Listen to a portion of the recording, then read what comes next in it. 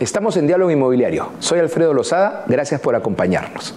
Esta semana se realizó el CADE 2025 y CODIP y Diálogo Inmobiliario estuvieron presentes. Este CADE, que se llamó un CADE electoral por las próximas elecciones presidenciales de 2026, abordó muchos temas más, como crecimiento económico, como mejorar la industria, mejorar el desarrollo del país. Se tocaron diversos temas, resaltó mucho las presentaciones, por ejemplo, del exministro de Economía, José Antonio Salardi, que habló, entre otros, de la importancia de la vivienda como un eje central para dinamizar la economía y cerrar brechas sociales. Más adelante pasaremos la entrevista que se le hizo a José Espantoso, presidente de CODIP, donde se habló de esto. Quiero centrarme en la entrevista que se le hizo a Cayetana Álvarez de Toledo, diputada española, periodista, historiadora, que analizó la libertad para crecimiento, para el crecimiento de nuestros países, de la zona, de la región, en general, un tema globalizante muy importante. Ella habló sobre los fundamentos de la libertad, el Estado de Derecho y la democracia. Nos permitimos pasar esta entrevista hoy por Diálogo Inmobiliario. Estoy seguro que ustedes van a quedar muy contentos y van a disfrutar esta entrevista que se le hizo en el CADE 2025 a Cayetana Álvarez de Toledo. En primer lugar, quería, Cayetana, darte la más grata bienvenida acá a Lima. Espero que los peruanos te estén tratando bien. Hace poco estuvo Isabel Ayuso acá en Lima y creo que el cariño que se le dio, espero que a ti también lo sientas así, y la admiración que todos te tenemos acá en Perú, te conviertas en una limeña de España, como ella se autodenominó, ¿no? Tú sabes que ahora hay 100.000 peruanos en Madrid y ellos también se autodenominan madrileños del Perú, ¿no? Y en ese sentido, mi primera pregunta, Cayetana, es: ¿tú crees que así como España logró en la transición, ese milagro de la transición, que volvió a colocar a España en el primer mundo con una infraestructura que soporta 90 millones de turistas, ¿tú crees que Hispanoamérica puede dejar de ser la cenicienta de Occidente si es que podemos seguir no solamente el camino anglosajón, sino también imitando lo que ha hecho España, que es realmente notable, ¿no? ¿Tú crees que puede dejar de ser la cenicienta si hacemos bien la tarea? Bueno, muy buenas tardes a todos, y yo quiero empezar dando de corazón las gracias a María Isabel León y a Gonzalo Galdós y a todos ustedes por esta amabilísima acogida. Estoy profundamente feliz de estar en el Perú, de estar aquí en Lima. Tengo viejos vínculos familiares con el Perú y, sin embargo, además de una brevísima visita hace muchos años, esta es la primera vez que tengo la ocasión de compartir un escenario así, ¿no? Y no puedo dejar de hacer una primera mención inicial a una persona que para mí fue un referente en tantos sentidos, un referente intelectual, un referente moral, que es Mario Vargas Llosa.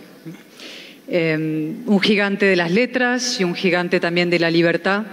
Y algo más que quiero recordar en estos momentos de gran polarización y de tensión y de desprestigio de la política: él fue un hombre eminentemente cordial, ¿no?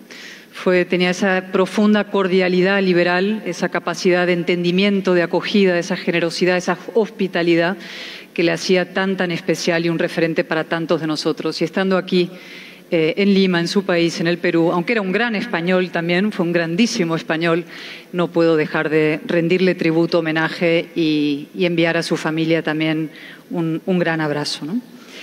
Respecto a tu pregunta, ¿no? Si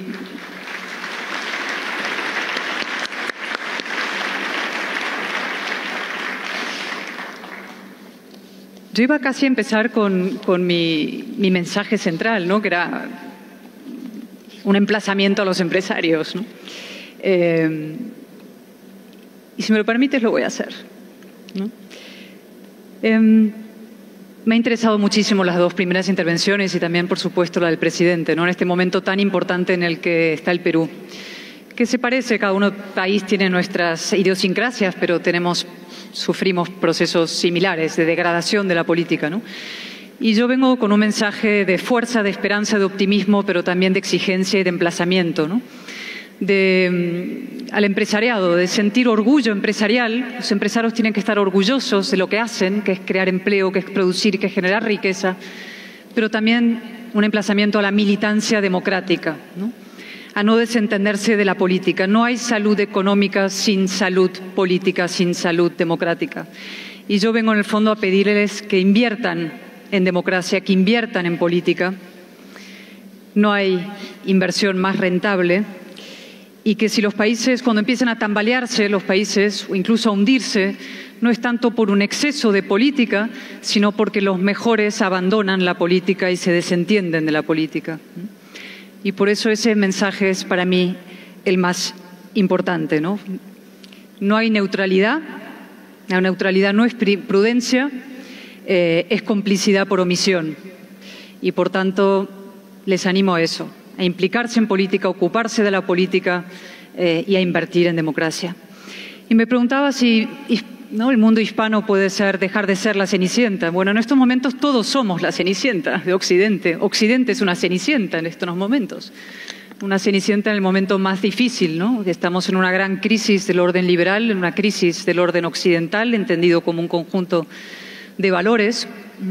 Una crisis que viene motivada en parte por enemigos externos, por las autocracias, los regímenes autoritarios que buscan la destrucción de Occidente, China, Rusia, etcétera, pero sobre todo por una pérdida de confianza en nosotros mismos, una pérdida de confianza interior dentro de Occidente. Opera lo que yo llamo los burros de Troya, ¿no?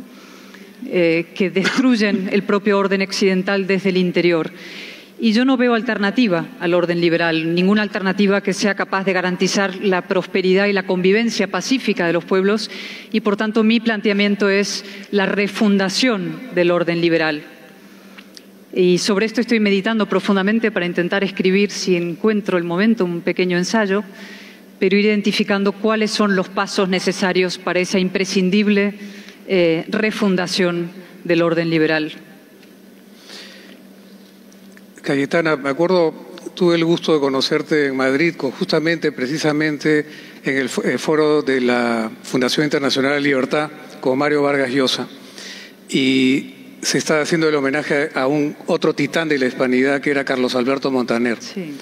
Él hizo esta clasificación entre la izquierda carnívora, que tomaba el poder por el fusil, pero también hablaba de la izquierda vegetariana, que no te mataba con un fusil, pero te estrangulaba regulatoriamente, con regulación Frankenstein, y con una confiscación tributaria, con otro pensador neomarxista que era Piketty. ¿Cómo piensas que se puede hacer frente al monopolio casi soviético que existe de la narrativa progresista woke en Occidente, en el mundo académico, que ha generado un apagón de la meritocracia, porque ahora por las políticas identitarias ya no vale el mérito, el esfuerzo, sino el color de la piel, las preferencias que puedas tener y otros aspectos identitarios, preservando y eternizando las dinámicas opresor-oprimido, que pasó de ser proletariado capitalista, hombre contra mujer, hétero contra no hétero, y indígena contra el mundo occidental. ¿Cómo ves eso? ¿Cómo se puede superar el apagón de la meritocracia en Occidente y el victimismo, que para mí es lo peor?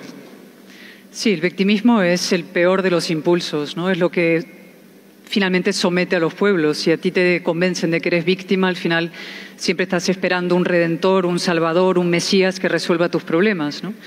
Y al final lo que hay que entender es que nosotros somos dueños de nuestro propio destino. Esto es algo que yo le digo mucho a los jóvenes, a los que se les convence con ese discurso victimista o de que el Estado les va a resolver todos tus problemas, o que un político de izquierdas o de derechas va a ser quien le va a asegurar un destino más o menos de protección y seguridad. Y yo les digo, no, lo que tenemos que enseñar a nuestros jóvenes es que la verdad más profunda y conmovedora de todas es que su destino está en sus manos, ¿no? que ellos serán lo que ellos decidan ser, que el papel del Estado es garantizar, por supuesto, la igualdad de oportunidades, y en países que tienen, en fin, tasas de índices de pobreza muy altos, es esencial el papel del Estado en garantizar esa igualdad de oportunidades, pero que su destino no va a estar en manos de un caudillo ni un salvador, sino que va a estar en las suyas propias. Y en estos últimos tiempos es verdad que hay distintas, el populismo es eso, ¿no? El impúdico culto al pueblo con espurios fines antidemocráticos, es tratar a los ciudadanos como menores de edad y especialmente a los jóvenes como si fueran bebés que están sobreprotegidos en un líquido amniótico y que no van a poder encarar los problemas reales de la vida, ¿no? Yo siempre digo que en la vida hay que ser como un salmón, río arriba, frente a la adversidad. Yo tengo 2 hijas adolescentes y siempre les digo, ¿no? La vida al baño María no existe, mucho menos la política. Es decir, tú, si te caes, pues inmediatamente te levantas, sacudes el polvo y sigues tu camino y sigues luchando, y tienes que aprender a ser, en este caso, mujeres fuertes, libres, y lo mismo vale para los hombres. ¿Qué ha pasado con las políticas identitarias? Pues estamos asistiendo a un péndulo identitario muy fuerte, ¿no? La izquierda, a partir de los finales de los años 60, luego los años 89, después de la caída del muro de Berlín, pues la izquierda se queda sin la bandera de la igualdad, se queda sin la bandera de la clase obrera, porque se ve que detrás del muro de Berlín lo que trajo el comunismo fue miseria, muerte, degradación, y entonces levanta banderas identitarias y sustituye la bandera de la igualdad por la bandera de la identidad, y empieza a socavar la democracia, a dividirla en grupos colectivos a los que imputa atributos de un tipo o de otro, víctimas unos y victimarios otros, y los divide hombres, mujeres, homosexuales, heterosexuales, trabajadores, empresarios, blancos, negros, incluso hispanos contra españoles, ¿no? Y esa estrategia del divide y vencerás ha ido facilitando la tarea para socavar la nación, que es la base democrática, ¿no? Lo que pasa es que la reacción a ese movimiento identitario, lo que han llamado guerra cultural, en algunos sitios se está pasando a un extremo contrario. Hay un movimiento pendular muy fuerte y se crean movimientos nacionalistas potentes para contrarrestar los movimientos separatistas identitarios, ¿no? Y lo que tenemos que intentar conseguir, quienes defendemos los valores de la Ilustración y la convivencia y la igualdad, la verdadera y profunda igualdad, es que el punto del péndulo quede donde de verdad es posible la democracia, la convivencia y la prosperidad, que es el concepto moral y el concepto profundamente liberal y humano de ciudadanía. Y esa es una idea maravillosa, ¿no? Que es que a los seres humanos se nos juzgue no por un atributo identitario, no por haber nacido hombre, mujer, negro, blanco, sino simplemente por nuestros actos, por nuestras conductas, por nuestros hechos. Cayetana, hay un gran filósofo español contemporáneo, Javier Gomá, que es una especie de Ortega y Gasset del siglo XXI. Y él habla que Occidente tiene 2 valores, que es la libertad y la igualdad ante la ley. Y son 2 padres muy guapos que han dado a luz a un hijo no tan guapo, o no una hija tan linda, que es la vulgaridad dominante, ¿no? Y eso es algo que habla mucho Mario Vargas Llosa en La civilización del espectáculo. Y eso se da porque los países son de minorías selectas. ¿Cómo harías tú para que los países pasen de ser minorías selectas a mayorías selectas y con eso evitar esta vulgaridad dominante que genera la suma de la libertad más la igualdad ante la ley en el corto plazo, debido a la falta de educación, ¿no? A ver, voy a impugnar lo que dice Javier Gomá. Yo no creo que la libertad y la igualdad hayan dado como resultado una vulgaridad dominante, ¿no? Es decir, creo que no hay nada más importante que esos 2 grandes valores. Cuando Mario Vargas Llosa y otros periodistas, intelectuales, escritores, y yo era la única jovencita política en la época, montamos una plataforma en España para hacer frente al desafío nacionalista, separatista en Cataluña, precisamente lo llamamos libres e iguales, ¿no? Esa es, ¿no? El free and equal, eso son los 2 grandes pilares de la civilización realmente, ¿no? La libertad de los seres humanos y la igualdad ante la ley. Gracias. Pero yo creo que la vulgaridad dominante, que es cierta, es indudable, ¿no? tiene que ver probablemente con otros factores, ¿no? Yo sé que la política se ha convertido en un oficio, ya no diré de alto riesgo, sino de una saciedad dolorosa, ¿no? Es decir, yo asisto todas las semanas al Congreso de los Diputados y es una mezcla de circo de 3 pistas, patio de colegio y reality show, ¿no? Ahí se suben a la tribuna personas, con pocos escrúpulos y casi ninguna educación, que se dedican se insultan unos a otros con atajos sentimentales y golpes bajos ad hominem, que han renunciado a la razón y que desprecian el valor de la palabra, ¿no? Y esto está pasando en todos sitios, es decir, la tónica es la mediocridad cuando no el esperpento. Y sin embargo, como le decía yo a mi gran maestro John Eliot, uno de los grandes hispanistas del siglo XX y parte del XXI, cuando yo lo cuento, lo he contado 1000 veces, pero lo cuento una más. Cuando lo llamé un día a John, yo era historiadora, me dedicaba a los archivos novohispanos, al mundo hispanoamericano del siglo XVII, y cuando lo llamé le dije: John, he decidido dejar la penumbra delicada de los archivos oxonienses y mexicanos y sevillanos para trabajar en la redacción de un periódico. Y me miró así y sacudió tristemente la cabeza, le pareció, digamos, una degradación. Pero 2 años después lo llamé y le dije: querido John, he decidido ahora dejar el periodismo para entrar en un partido político. Y entonces me miró, casi se desmaya, y me dijo: vas cuesta abajo y sin frenos, no tienes solución posible, estás perdida para la causa de la inteligencia. Y yo entendía que John, claro, le parecía lo peor la política, pero sin embargo, como digo siempre, no hay nada más importante que la política, nada. Las decisiones que toman los políticos afectan a todos los ámbitos de la vida de la gente, ¿no? Desde lo más pequeño, como digo siempre, el trazado de una carretera, hasta lo más drástico, que es tomar decisiones sobre la vida y la muerte, gestionar una pandemia, por ejemplo, decidir si un país participa o no en una guerra, decisión que ahora nos emplaza a los europeos de manera muy, muy directa, ¿no? Y esas decisiones las toman políticos, y por eso es tan importante que a la política se dedique lo mejor de la sociedad, los más inteligentes, los más honrados, los más competentes, lo mejor de la sociedad.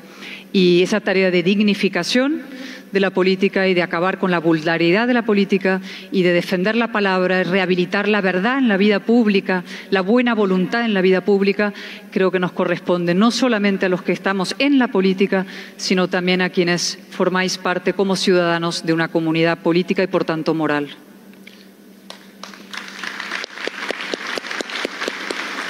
Cayetana, la política en Hispanoamérica y generalmente el énfasis ha ido pendularmente de creación de la riqueza a distribución de la riqueza. Y creo que la creación de riqueza es obvio, ¿no? El sentido común es sumamente importante. Y decía Churchill, es una idea socialista o comunista decir que hacer utilidades es un vicio. El vicio es hacer pérdidas. Y Margaret Thatcher, que creo que tú admiras muchísimo, decía: nadie se hubiera acordado del buen samaritano si solamente hubiese tenido buenas intenciones. También tenía dinero. Es muy importante generar riqueza para ser un buen empleador y poder también tener actividades filantrópicas y reinvertir esas utilidades en la creación de trabajo formal. ¿Qué crees tú por qué hay esta casi patología de solamente distribuir riqueza en nuestra región? ¿Y qué le dirías a los empresarios que, ante lo que ha pasado después de la caída del muro de Berlín, nos dedicamos a aumentar el PBI, descuidamos la cultura y el mundo académico, y ha sido pues tomado por básicamente la izquierda vegetariana que hablaba Carlos Alberto Montaner? Hay que pasar del éxito a la trascendencia. ¿Cuál es el mensaje al empresariado para que no solamente conspire para aumentar el PBI, sino también nos involucremos con ONGs? El otro día estaba con Iván Espinosa de los Monteros, que ha pasado un poco de la política al mundo de los institutos, el Instituto Atenea, para dar la batalla cultural a él por la sensatez macroeconómica y por una visión no victimizante de la política. Ha pasado a los institutos, pero sigue en la política. Es decir, se puede hacer y se debe hacer. Todos somos políticos quienes vivimos en una comunidad, unos desde un sitio y otros de otro, ¿no? El ciudadano, en el sentido ateniense de la palabra, es político, ¿no? Es el que se ocupa de la polis, de lo que nos es común. Y la alternativa en Grecia al político era el idiota, ¿no? De ahí viene la etimología de la palabra, ¿no? Con lo cual esto es algo que nos compete a todos. Tu pregunta es, o sea, ¿qué tienen que hacer? O sea, si los empresarios se tienen que ocupar también, ¿no?, de la redistribución. Yo creo que generar empleo, generar riqueza, generar trabajo, eso es una labor extraordinaria, ¿no? Y que hay que ponerle una medalla a cada pequeño empresario y gran empresario que crea empleo y que crea trabajo.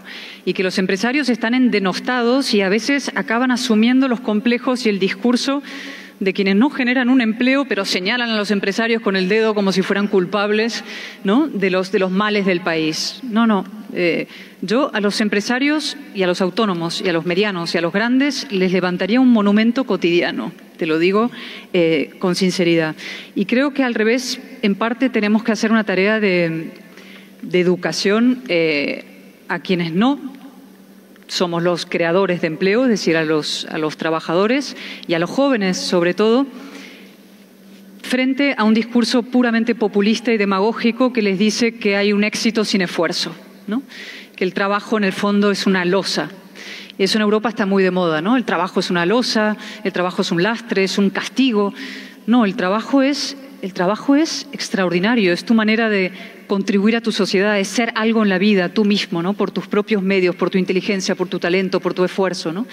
Y el éxito efímero no existe, ¿no? El éxito fácil, eso es como un TikTok, que dura lo que dura.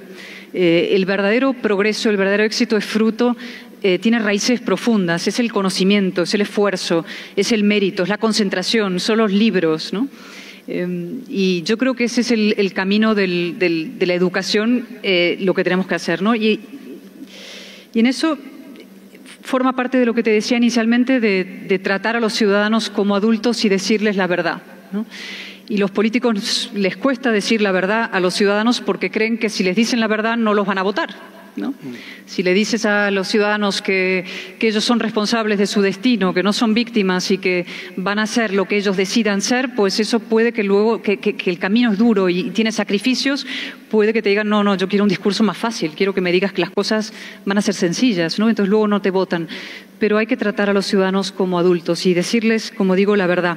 Y la primera verdad es que el destino está en sus manos, que el Estado papá protector no existe, y menos el Estado mamá, el Estado mami de cuidados intensivos y paliativos a lo largo de la vida, que no se acaba con la desigualdad igualando por lo bajo, que no se acaba con la pobreza destruyendo la riqueza, que para que haya posibilidad de distribuir riqueza hay que crearla, ¿no? Y crearla es un esfuerzo colectivo que pasa inicialmente por esa bandera de la libertad, y con la libertad viene ese principio tan denostado y a su vez tan importante y tan emocionante que es el de la responsabilidad, ¿no? El lenguaje de la responsabilidad y del deber. Muy bien.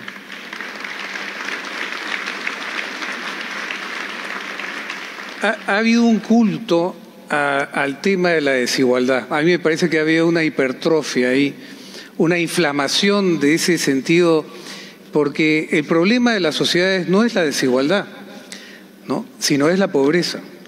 Porque Axel Kaiser dice, ¿qué prefieres? ¿Una sociedad con una moderada desigualdad en abundancia o prefieres una sociedad en total igualdad pero en pobreza? Ahí el tema del... La absoluta igualdad era el proyecto comunista y acabó como acabó. Acabó con millones de muertos y miseria, ¿no? Otra cosa es la igualdad de oportunidades, que evidentemente esa es una obligación primordial de quienes estamos en política o en la vida civil, ¿no?, que es garantizar a todos la máxima oportunidad de igualdad de oportunidades, ¿no? Y eso es un reto inmenso, evidentemente. Quería preguntarte, cambiando un poco el tema, Cayetana, que es una pregunta que podría considerarse cliché. ¿Cuál crees que es el rol de la mujer en la sociedad contemporánea? Porque a raíz del libro de Simone de Beauvoir en 1950, del segundo sexo, pasaron de un feminismo de primera generación, que era conseguir igualdad ante la ley, derecho a votar, pero ahora hay una hipertrofia, me parece, ¿no? Incluso la presidenta del CADE le pregunta, ¿usted es feminista? Y ella dice, no, yo soy femenina. Pues creo que vive la différence, ¿no? Creo que es muy importante que somos seres humanos, tenemos derechos y creo que queremos tanto mujeres como hombres lo mismo. Mi esposa siempre me dice, tú siempre me citas a Freud, que qué cosas quieren las mujeres, y ella me responde, ¿no? Queremos exactamente lo mismo que los hombres. Queremos ser felices, ¿no? Y queremos alcanzar un proyecto de vida y balancear el tema de la familia. ¿Cuál sería tu reflexión sobre esa hipertrofia que le llaman la feminazis en el mundo contemporáneo, que ven al hombre no como un compañero, sino como un adversario o un enemigo, ¿no? A ver, yo esto me lo preguntaban siempre en España. Ahora el péndulo, como digo, está moviéndose, ¿no? Pero hubo una época, efectivamente, de un feminismo muy radical, muy militante, muy destructivo, muy odiador del hombre, vengativo, malhumorado, pesadísimo, ¿no? Y entonces siempre me preguntaban, pero bueno, ¿y ustedes? Yo dije, mire, yo quiero, y perdónenme, ¿no? Pero digo, yo quiero que me juzguen por lo que tengo en la cabeza, no por lo que tengo entre las piernas. Y esto generaba siempre un cierto escándalo. Pero es así, no lo puedo explicar de una manera más clara. Yo quiero ser juzgada por lo que tengo en mi cabeza, es decir, por mis conductas, mis hechos, mi inteligencia, mi talento, mi capacidad, mi mérito, ¿no?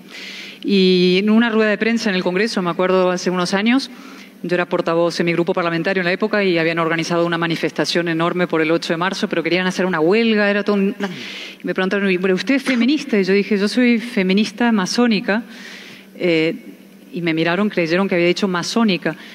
Y digo, no, amazónica. Y amazónica por Camille Paglia, que fue vive una feminista más bien de segunda generación, que era la de mujeres fuertes, mujeres libres, mujeres que plantan cara, mujeres que no se hacen las víctimas ni esperan, ¿no?, piedad, compasión, ni un trato como menor de edad. No, yo no formo parte de un colectivo identitario, yo tengo mucho en común con muchas mujeres, pero también mucho en común con muchos hombres. Probablemente tengo mucho más en común, no sé, con algunos líderes hombres que con otra, no sé, Cristina Kirchner, por citar a alguna mujer que ya no está en la primera línea. Y es decir, no, mi sexo no va a determinar ni mi voto, ni mi sensibilidad, ni mis prioridades, ni mis objetivos en la vida, ¿no? Así es como lo interpreto. Y teniendo tengo dos hijas adolescentes, les enseño eso, ¿no?, a convertirse en mujeres fuertes, mujeres libres, con criterio propio, y a desterrar la palabra víctima de su vocabulario y de su mapa mental. Cayetana,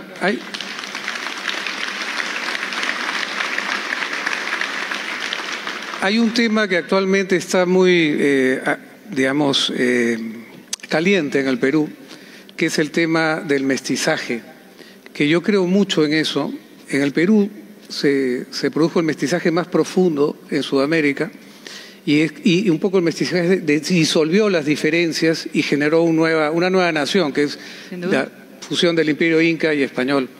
Sin embargo, el globalismo woke, que es diferente a la globalización, ha tratado de hiperfragmentar nuestras sociedades entre asiático-peruanos, afroperuanos, andino-peruanos, europeruanos, y tú utilizas una metáfora también, pero para el caso español, que hablas que tratan de generar un Frankenstein descosido con muñones identitarios.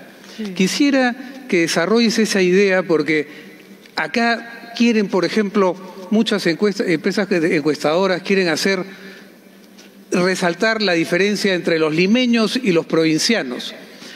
Y como ya no les ha salido con el tema, quisieron quitar la categoría mestizo en nuestros censos nacionales, para quitar esa categoría, ¿no? Pues tal es la manipulación. ¿Cuál es tu reflexión sobre eso, sobre un cosmopolitismo inteligente que toma lo mejor de otra cultura, pero sin perder tu identidad?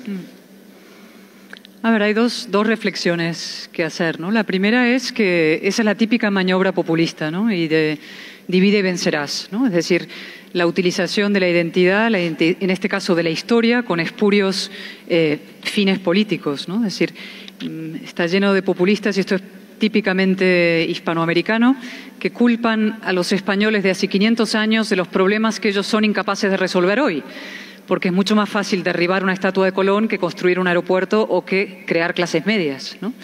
Y hay un ejemplo muy reciente ahora, la presidenta de México, que ha exigido disculpas a España por lo que hicieron unos españoles hace 500 años y, sin embargo, hace 48 horas mataron a un alcalde en un pueblo de Michoacán, un joven valiente, ¿no?, dentro de una ola de violencia desatada. Y yo puse un tuit diciendo, ¿no?, ella exige a España, exige disculpas a España por los muertos de hace 500 años, cuando ella debería pedir disculpas por los muertos que se siguen produciendo hoy, ¿no? Es decir, estas son maniobras típicamente populistas y que para eludir su responsabilidad se la imputan a Cristóbal Colón, Isabel la Católica, Hernán Cortés, quien sea, ¿no? Pero luego está la reflexión de fondo sobre la identidad y la utilización, ¿no? Y yo siempre recuerdo una película maravillosa que es, no sé si se acordarán ustedes, de Adivina quién viene a cenar esta noche.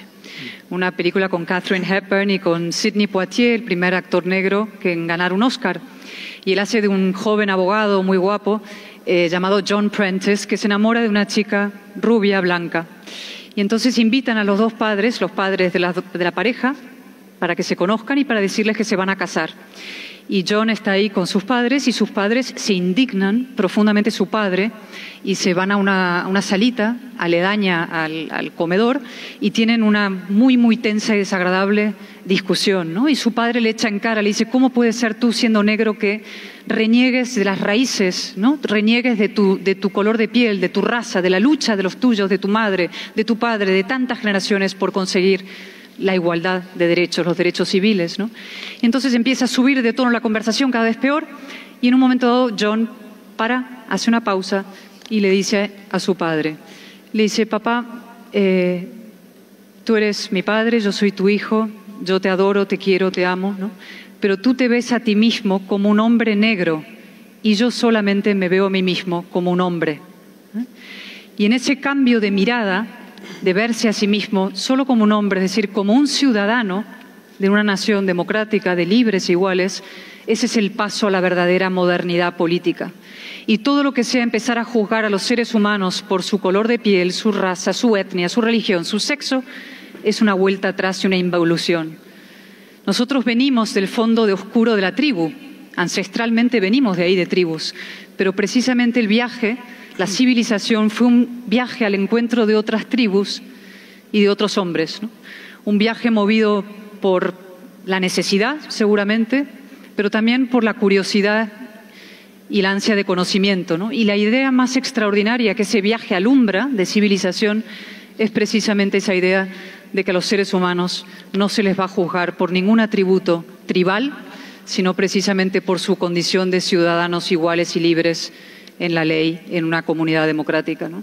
No podemos renunciar a eso, porque renunciar a eso es no solamente renunciar a la convivencia entre los diferentes, a los distintos, sino también al propio suelo de una nación democrática.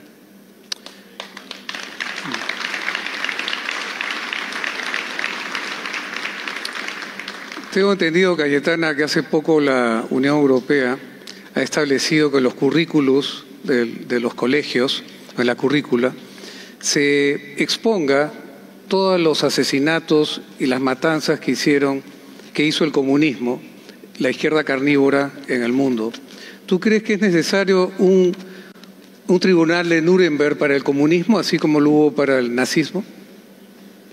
Es un poco tarde ya, no sé. Me contentaría con que el comunismo no fuera blanqueado, exaltado y reivindicado, ¿no?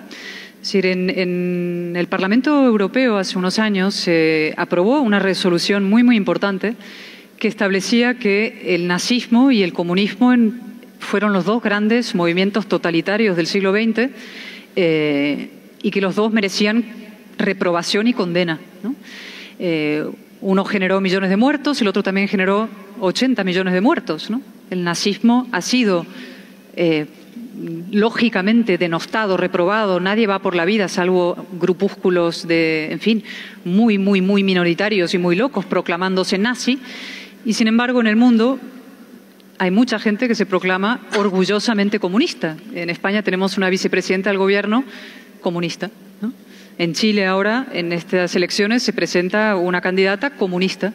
Y yo estuve en Chile hace poco y la primera reflexión que hice en una entrevista era, pero ¿cómo puede uno en el siglo XXI proclamarse orgullosamente comunista? Eso es como proclamarse orgullosamente nazi, ¿no? Y la gente se quedó parada, me dice, pero el comunismo... No, es que el comunismo generó millones de muertos, destrucción y devastación, ¿no?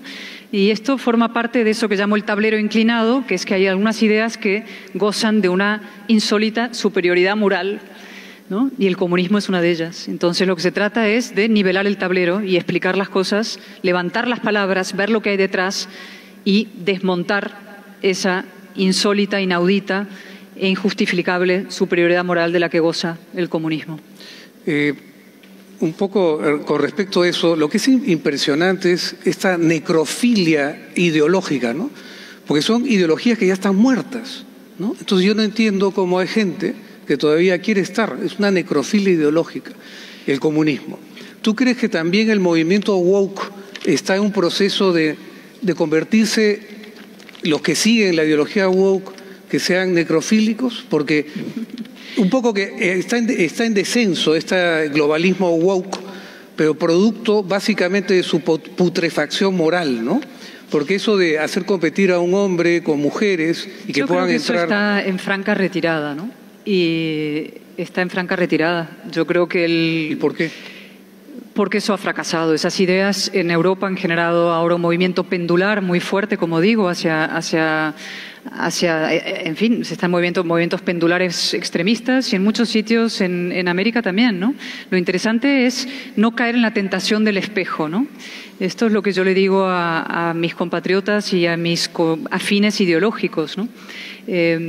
No podemos, para luchar contra la izquierda radical, no tenemos que caer en los errores del otro lado. Es decir, si unos mienten, decir, como ellos mienten tanto hay que utilizar la mentira, porque es la única manera de luchar contra quienes mienten. O si ellos cogen atajos para llegar a su destino, ¿no?, al margen de la ley, pues hacer nosotros lo mismo. Si ellos socavan la democracia y los contrapesos esenciales de un sistema que son, ¿no?, la oposición, los medios de comunicación y la justicia, pues hagamos lo mismo, porque hay que luchar en ese mundo sin reglas. Y yo digo, no, nosotros no tenemos que ser iguales a ellos, no queremos ser iguales a ellos, ¿no? Nosotros tenemos que luchar por la democracia liberal, como dijo Michael Ignatieff, otro gran liberal, que había que luchar frente al terrorismo. Esto es un libro que escribió llamado El mal menor, lo escribió justo después del 11 de septiembre, y él decía, la democracia tiene que luchar contra sus enemigos con una mano atada a la espalda, y por eso precisamente no puede tender la otra, ¿no? Y esa es la imagen con la que yo me quedo, una mano atada a la espalda, la mano de la democracia, de las garantías, de la libertad, del Estado de Derecho, la seguridad jurídica, y la otra, eso sí, con la espada desenvainada luchando. Si esta está flácida y la otra atada, te pasan por encima. Pero si soltamos las dos manos, podemos acabar no solamente en conflictos civiles, que yo siempre digo, entre la sumisión y el conflicto, prefiero el conflicto, no me voy a someter. Lo que digo es que acabaremos destrozando el sistema democrático, ¿no? Acabaremos en alternativas autoritarias. Y la solución al caos iliberal no es un orden iliberal, es el orden liberal, es decir, orden y libertad. Muy bien. Bueno, creo, Cayetana, que hemos cumplido el tiempo, pero yo quisiera destacar realmente, es realmente un placer escucharte y ver que tienes una visión culta y un corazón educado, una visión elegante de la política, pero elegante no en el sentido aristocrático, sino que elegante viene a elegir, dar el ejemplo de la combatividad, tener ideales. Yo creo que el gran drama de la democracia moderna es la democracia sin ideales, porque los ideales es lo que energiza, te da energía, te da entusiasmo. Ideales que pueden ir desde una madre de familia que tiene el ideal de darle una bonita comida a su familia y se esmera en hacer una bonita mesa, ponerle flores y a dar una sonrisa. Pero también el ideal, por ejemplo, de un científico que quiere lograr la cura contra el cáncer, o un Miguel Ángel que hace la Capilla Sixtina. Tenemos que recobrar, creo, esa visión de que la belleza es importante, la verdad, ¿no? Y rescatar la brújula moral de Occidente. Tú hablabas de un rearme moral de Occidente.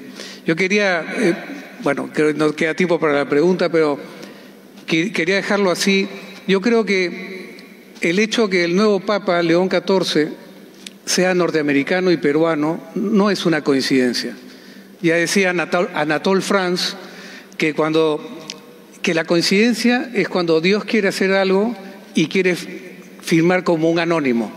Yo creo que eso es un significado muy importante de cómo se puede unir el mundo hispano con el mundo anglosajón, que tú los manejas muy bien, esos dos mundos, y creo que la hispanidad tiene que volver a tener un peso geopolítico, y tú eres una hispana de primer mundo, una titán de la hispanidad como lo fue tu amigo Mario Vargas Llosa. Muchas gracias, Cayetana, bienvenida al Perú.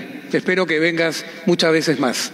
Ahora, en Diálogo Inmobiliario, compartiremos la entrevista que le hicimos a José Espantoso, presidente de la Confederación de Desarrolladores Inmobiliarios del Perú, CODIP. CADE 2025, vivienda formal para cerrar brechas sociales y dinamizar la economía. José Espantoso, cuéntanos de esto. Súper contento, Alfredo, y sobre todo muy potente lo que hemos vivido ahora en la última charla, donde el exministro Salardi ha hablado de la importancia de la vivienda, ¿no?, como un cerrador de brechas, ¿no?, y donde él, desde su visión, decía que sí es posible hacer 1.200.000 viviendas como meta que tiene que grabarse cualquier próximo gobierno para bajar, digamos, el déficit habitacional y realmente, como tú bien sabes, lo importante que es la vivienda formal para cerrar brechas sociales, ¿no?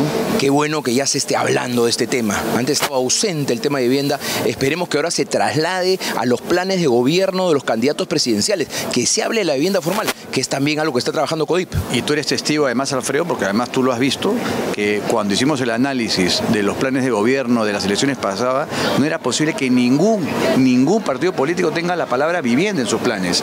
Y yo creo que eso es una tarea importante que venimos haciendo dentro de CODIP, digamos, de haber hecho un estudio, un plan de política de vivienda, eso, en otras palabras, el ABC de lo que debe tener cada plan de gobierno, ¿no es cierto?, que ahora vamos a socializarlo, ¿no?, respecto a cómo tenemos que impulsar el tema de la vivienda, ¿no? Exacto, se habla mucho de cerrar la brecha de agua, cerrar la brecha de propiedad, cerrar la brecha de servicios, pero estas se generan justamente porque la vivienda se genera de manera informal, ¿no?, basada en el tráfico de terrenos, en la posesión de las personas que necesitan un espacio donde vivir. Es lamentable que esta batalla, digamos, la venga ganando la informalidad, ¿no es cierto?, cuando deberíamos ser capaces de romper este modelo perverso que nos viene arrastrando hace años, décadas, ¿no?, donde las mafias de los traficantes de terreno, aprovechándose de la necesidad de las familias, postran a que vivan durante 20 años sin agua, sin saneamiento, donde tienen que pagar 6 veces más por el agua, donde los niños, por ejemplo, que viven en estas viviendas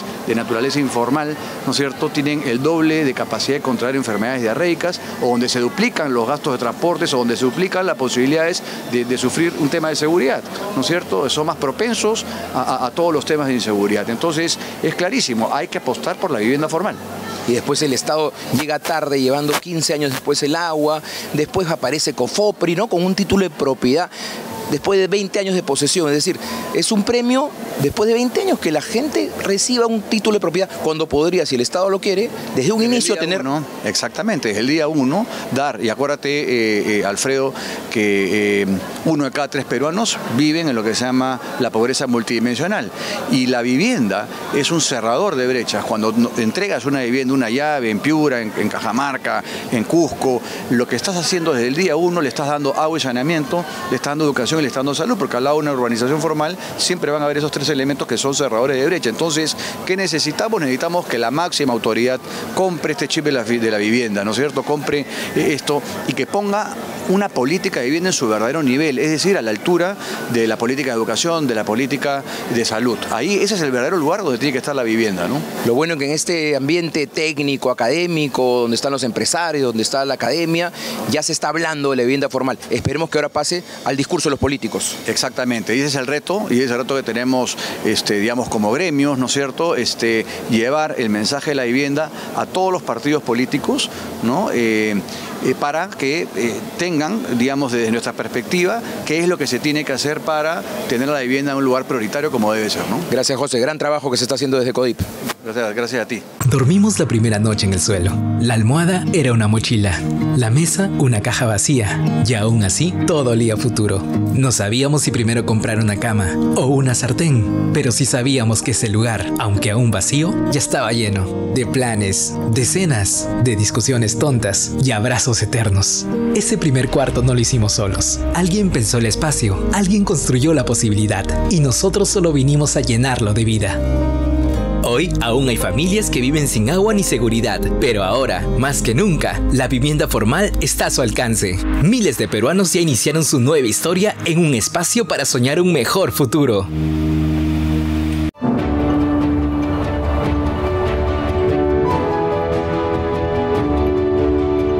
Iglesias, calles, monumentos, jardines y espacios públicos son recuperados de forma continua y permanente en el Centro Histórico de Lima, desde que se aprobara el Plan Maestro para su revitalización en 2019.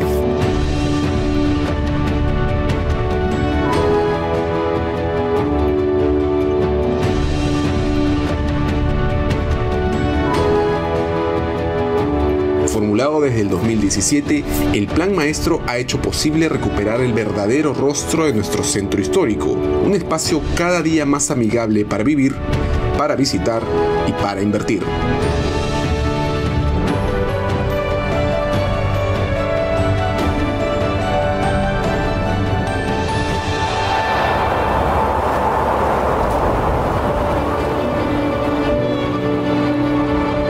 Hoy por hoy, nuestro equipo de conservación y restauración es el más solvente de toda Latinoamérica, con un nivel de detalle nunca antes visto en el Perú y un estándar de profesionalismo que es referente para toda la región.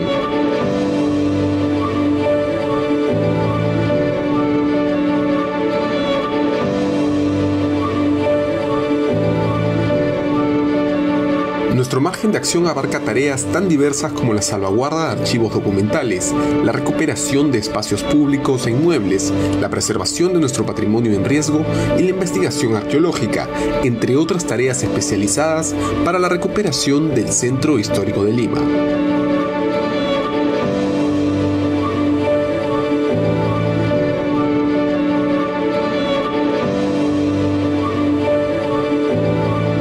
Lograr el objetivo requiere el compromiso con nuestra historia y patrimonio. Seamos parte de esta gran recuperación.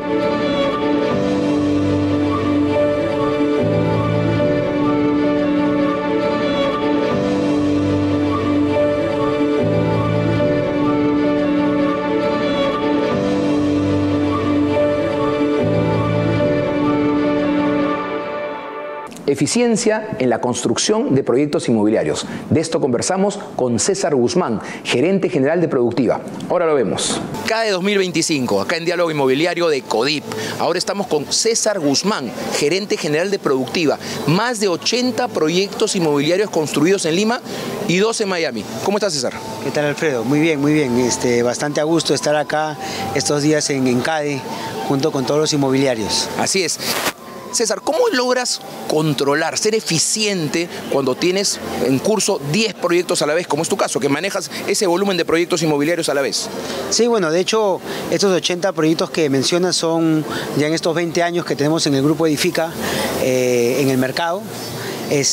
Sí, justamente el año pasado, bueno, este año 2025, hemos ejecutado alrededor de 10 proyectos en paralelo. El 2026 vamos a tener alrededor de 14.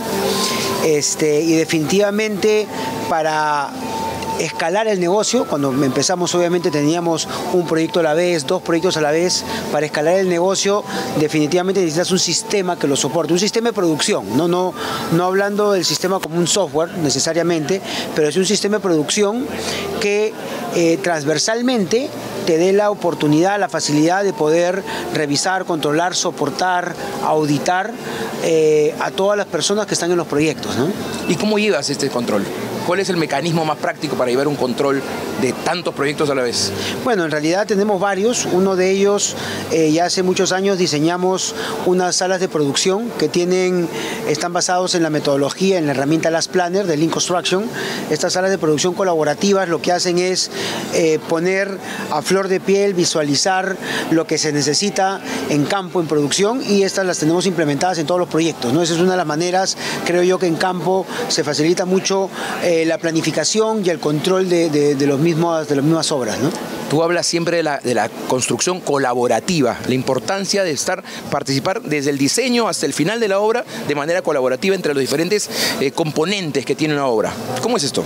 Bueno, de hecho, un poquito la idea es entender de que, siempre lo digo, la construcción no empieza con la primera piedra, ¿no? En realidad empieza muchos meses antes, en lo que nosotros le denominamos la preconstrucción, y ahora la preconstrucción colaborativa. De hecho, esta preconstrucción lo que hace es no solamente pensar en la etapa de diseño, vamos a decirlo así, en diseñar el producto, sino también diseñar el proceso constructivo en conjunto, porque de esta manera podemos llegar a los costos establecidos para tener predictibilidad en la rentabilidad del proyecto, que al final es lo que tenemos en el negocio inmobiliario, ¿no? Lo que tenemos es darle la rentabilidad pactada a los inversionistas, ¿no? La eficiencia se traduce en dinero. Así es. O en ahorro.